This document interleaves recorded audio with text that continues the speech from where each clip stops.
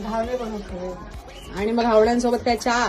घावण्याबरोबर चहा नाही, मग बटाट्याची भाजी ना, म्हणजे दुपारपर्यंत तुझा टाइम पण जाईल, वेळ लागेल जेवणाला. अच्छा, चहा म्हणजे खाल्ल्यावर काय तुला भूक तुझी थांबणार पण नाही. म्हणजे आज बटाट्याची भाजी बटाट्याची भाजी आहे. आणि घावणे. घावणे मस्त.